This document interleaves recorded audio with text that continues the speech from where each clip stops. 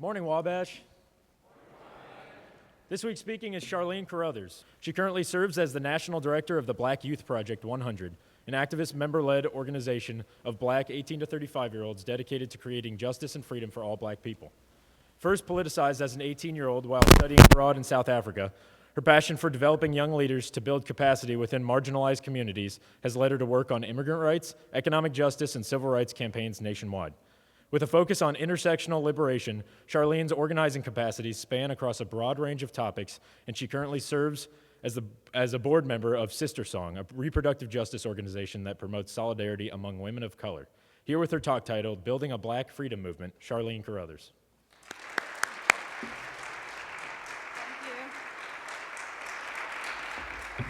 Good afternoon.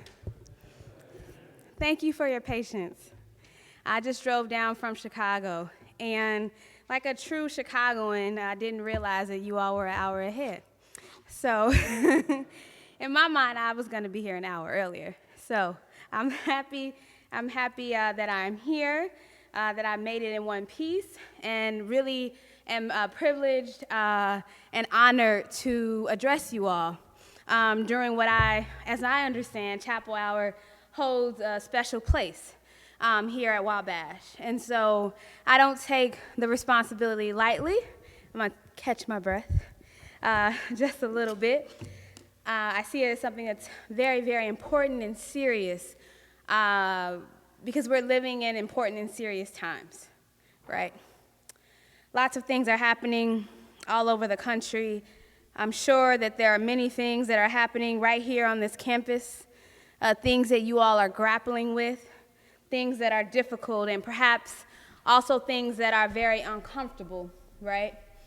At least I hope that you all are having some uncomfortable conversations with each other, because it's in that discomfort that I believe we have the most potential to actually grow and create the type of world that we want to live in. So I think Emmanuel is somewhere parking my car that I stopped right in front of the chapel with. And so I want to thank Emmanuel and also Nate Marshall, who is a professor here, right? I first met Nate through BYP 100 in DC and then in Chicago. And you all may call him Professor Marshall. I call him Nate.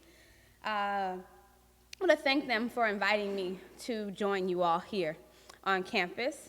And just overall thank the broader Wabash college community.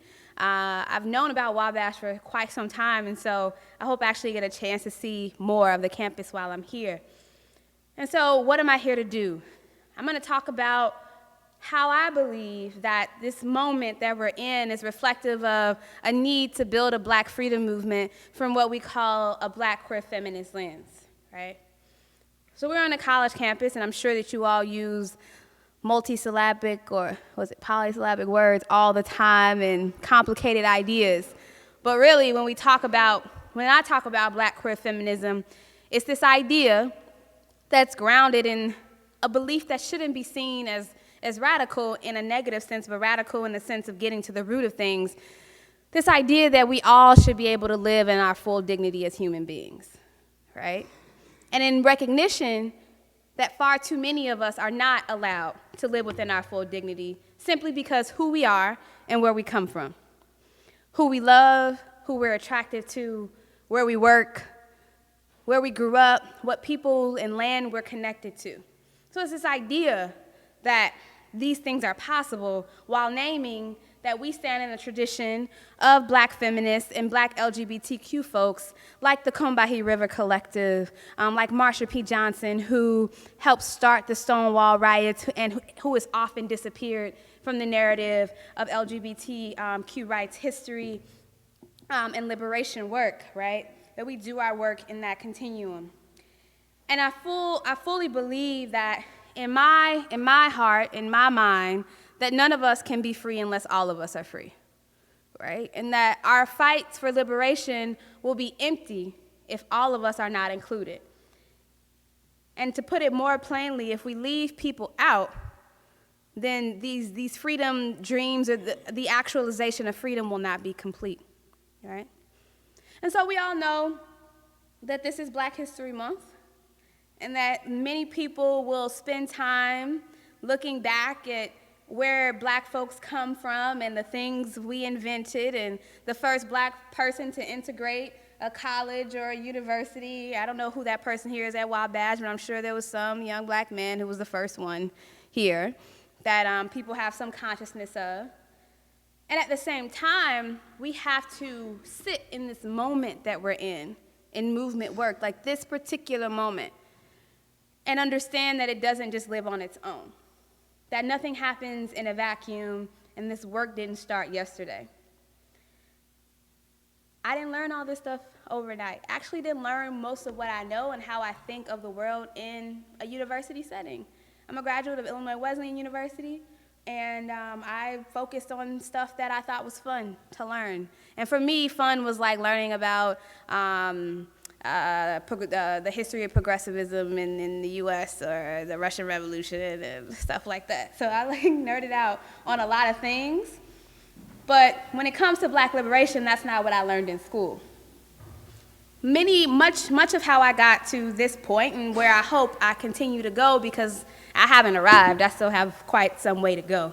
It's rooted in where I come from. So I was born and raised on the south side of Chicago. I grew up in the back of the yards neighborhood, running the streets of communities that you may have heard of, like Woodlawn or Gage Park and Inglewood. Places that are oftentimes spoken like as being notorious or infamous, but for me, they were the place I grew up in, and they were also the place where I first started to learn about power. And this idea that power, all of us have some type of power, some type of power, be it over some person or through an institution that you're a part of. But I learned about the power, most often the type of power that I learned about was the power that institutions had over my life and my family and the community that I lived in. And so that was first, some of the most vivid memories I have were in the welfare office with my mom, and seeing, I don't know how many of y'all have ever been in a welfare office before. Anybody in here ever been in a public aid office or in a line? So one of the primary functions in those spaces is to take away the dignity of people who are seeking something that they need, seeking help. And so what that like materially meant was that when we would go into, and can you all still hear me? Project. I love these chapels. They project so well. So we would go into the office. It was on this this random street on the south side. And we would have to walk down a flight of stairs, and then we would enter a large room where there were like rows and rows of dingy chairs. Like chairs that were probably purchased 30 or 40 years ago, and they used to be lime green, they used to be orange, they used to be blue, but now they were like gray and darkened. And they were mostly filled with black and brown women and their children. Like that's who was in there. And then you would walk up to the front desk, and it was pretty much like elevated, just like this, and like how you're looking up at me is how we would have to look up at the people who were just staffing the office, right? And you would have to check in, give them information. Then you would wait in the pew, or you would wait in your chairs. I waited in the pews. I'm thinking about how y'all had to wait this morning. But you would wait in your chair for hours, and then you would be called back, and you would meet with your case manager. And then your case manager would ask my mother all types of questions about what she was doing with her life, whether or not my father actually lived in the household. He did, but she couldn't tell them, because if she did, our benefits would have been taken away. Because the way the system is set up, it says that you actually should not have, if you have a male in the household, he should be working, or he should be contributing, or whatever that is, or you all should have enough income. My father worked. That's neither here nor there. But simply by triggering that, if they'd known he was there, we would have had our benefits taken away. But it was me as a little girl, I don't know, between like 8 or 9 or 10 years old, seeing how the caseworker would speak to my mother, speak down to her, ask her very invasive questions that began to teach me about what power was, and that we had very little of it. As black people, and my mother as a black mother, right? Who was married, but actually didn't help her out. And so I had no understanding of like actually like using the words power, oppression, or anything like that. I didn't know any of that stuff growing up. That wasn't in my consciousness. I just knew something was wrong, right? And so when I went to college, as I went to Illinois Wesleyan University, I'm 30 years old now. I'm a little older than some of y'all. This was like 12 years ago. I was finishing my first year in school, and I had the opportunity to go study in South Africa. And it was my first time out of the country. I was 18 years old. I hopped on a 17-hour flight to Cape Town and was just like, I'm here to learn. I'm ready to just learn. I could go to this trip. I can be here. And in the next couple weeks, what I learned about the system of apartheid in South Africa. But even more importantly, I learned about the connections to the experiences I had growing up in Chicago. And so that's when I first began to be politicized, right? And understanding that something is not just simply that something is wrong in the world, but there are people who have fought to actually change it and to create the kind of world that we want to live in. And the issue of apartheid isn't just something that happened in South Africa, but segregation and its impact is something that is very real, that impacted my life and the community that I grew up in. And so over all those years, I just really dug in deep in figuring out my role in social change and movement building. Today, people throw around the word activist, organizer, protester, like it's pop culture at this point. I think a lot of it started, well, I shouldn't say started. A lot of it happened when Barack Obama was running for president. Now President Barack Obama, right? He was the community organizer from the south side of Chicago. And then everybody became an organizer. Everyone became an organizer. But in this particular moment, what's important for us to hold on to is that if we want to talk about movement building, if we want to talk about building power, we want to talk about being organizers, at the end of it, it's firmly rooted in building relationships with the people that you work with and building systems of accountability, right? And not just for the sake of doing it, but doing it how we do it in BYP 100 is in the service of Black liberation, which is a collective project, right? And for me, that's where I get my energy in this work. And I'm fortunate enough to serve as the national director of BYP 100. And Emmanuel, I thanked you earlier, Emmanuel, is one of our members. And I believe it to be one of the dopest collectives of young Black activists like in the country, right? If not the world. But what makes us dope isn't that we just like wear cool looking clothes or know how to use social media or we run important campaigns, is that we've committed to the work of struggling with each other and within this world. Because we are so far from perfect. We are so far from perfect. We are so far from having the exact formula for what it means to build political power.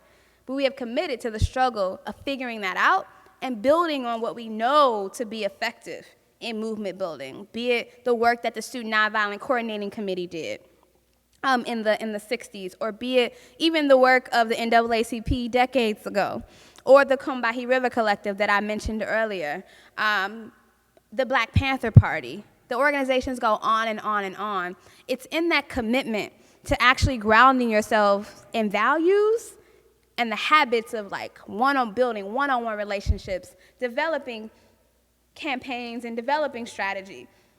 That is where the magic happens. It ain't Harry Potter magic, right? Where, you do the wand and all that good stuff. The magic is within the people, and like when things click and they happen, when you don't even expect them to happen in the way that they do. We didn't expect to arrive to a moment where we actually have a mayor who was very vulnerable in the city of Chicago, where people are calling for his resignation, and where folks actually have a real glimmer of hope that this might be possible. This might be possible for us to have an elected officials who represent our best interests. This might be possible. And I can't say that a year ago, people really saw that possibility. And that possibility came in many ways from the work of young Black folks hitting the streets. And lots of those young Black folks who have been leading the effort have been women, have been queer folks, have come from across the LGBTQ community, and they're leading the work in an unapologetically way. They come from various organizations. They come from BYP 100, Fearless Leading by the Youth, Asada's Daughters, Black Lives Matter Chicago. Several groups are a part of a collective that help move this work forward, and it can't ever just be one organization. So we have these ideas around organizing and what organizing is about building a base of people who have shared interests, shared values, have developed a collective strategy and work towards moving that, right, in order to transform the world that we live in. So we have those things. Underneath that and around that is this sense and this commitment to a politic that is both queer and feminist. A commitment to that. And queering, yes, in an identity, I'm a Black queer woman, and queering in changing the ways that things are done. Approaching things differently. So that means I'm not the only spokesperson for our organization. I'm not the only one who does media. I'm not the only one who makes the decisions. I'm not the only one who sets the course. We have a democratic process, and with any kind of democracy, there are imperfections and things that we absolutely need to do better and have to do better. And again, it goes back to that commitment to struggle with that and uphold your values. The feminist piece, which is not divorced from the queer piece or the Black piece, you know, some people say feminism is this radical idea that women are people too. That's a part of it, right? But it's not just an idea. It's what do you do? You can be a progressive, you can be a feminist, you could be a radical, you could be a socialist, you could be an anarchist, you can be a liberal. Liberals are particularly good at this. But believing in something and doing something are two different things. Doing something about it. It's not enough for me for you to think that I'm a human being. It's not enough for me for you to say, yeah, your life matters too. What are you doing to make sure that that's embodied and realized? What are you doing about it?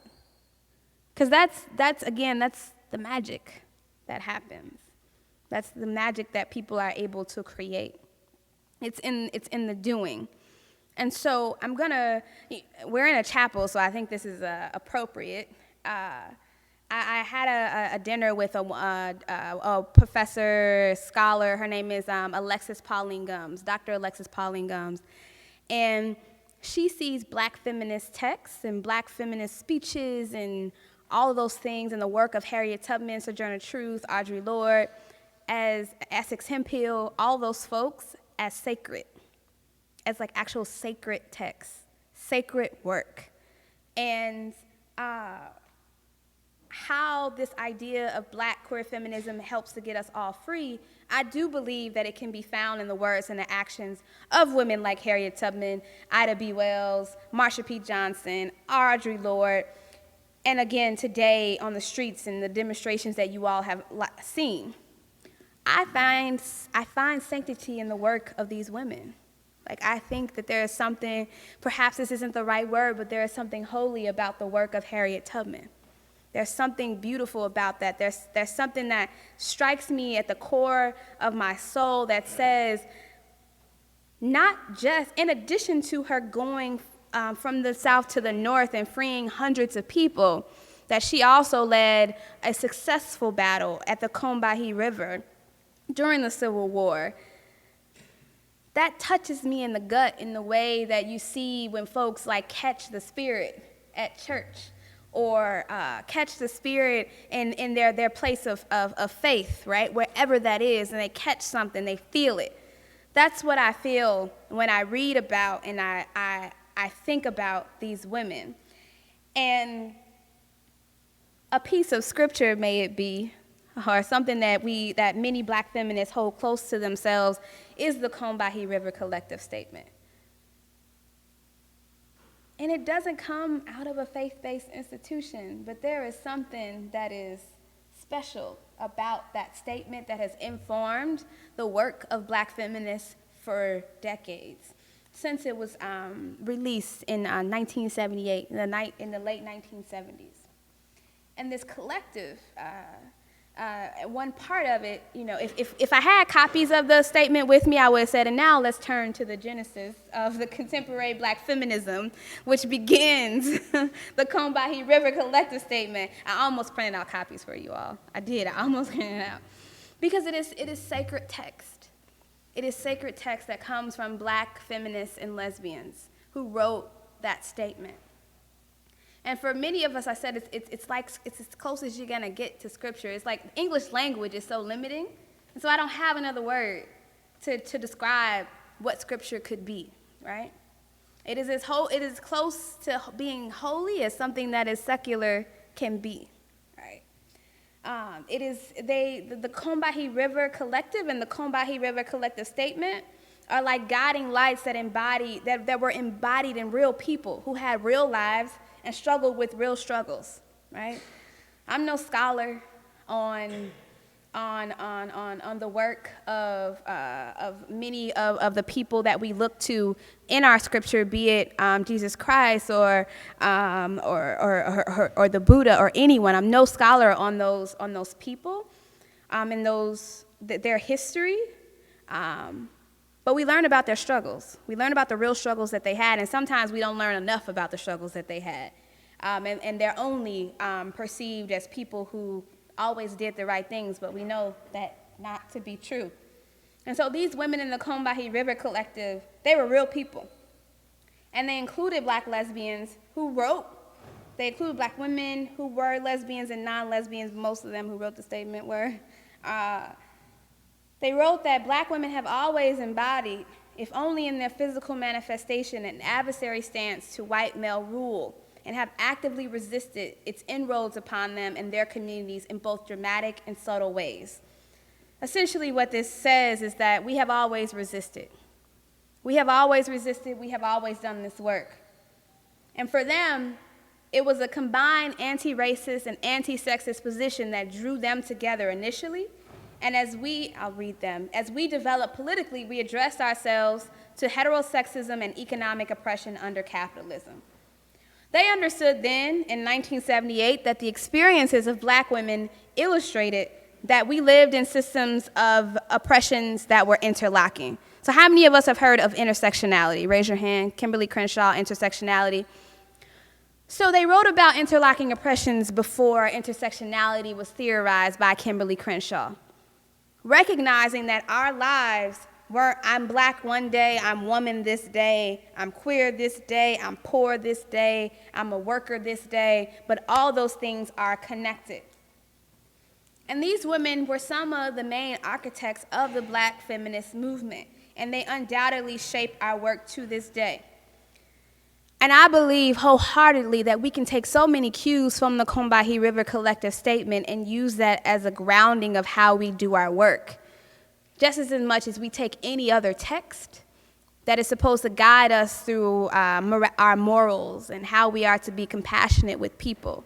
That if we're going to be a part of building a movement, whatever your movement is, that there are these black, feminist, queer women who have written so much of the roadmap for that.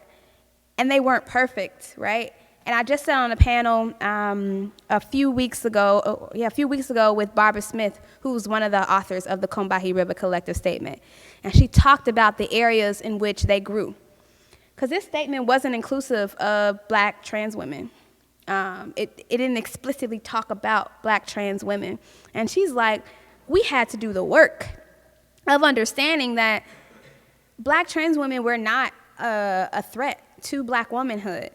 If anything, they expanded and really gave breath to the fullness of what black womanhood is, right? Because we are so many things in a world where we've been told that we're not even actually for women, no matter what your gender expression is. And so it serves as a foundational document, and it has impacted my work and our work in BYP 100, and I encourage you all to read it. Even if you're not black, you're not queer, and you're not a feminist. There are things to learn from the Combahee River Collective Statement and why we should put it right next to any other major body of work. If we're going to talk about Marxist work, the Communist Manifesto, or any other crucial texts that we look to, we need to add Black feminist text to those, because they are something that they are sacred, they are important, and they have served as a guiding light and a guiding principle for our work in ways that some of us know and some of us don't. So with that, thank you.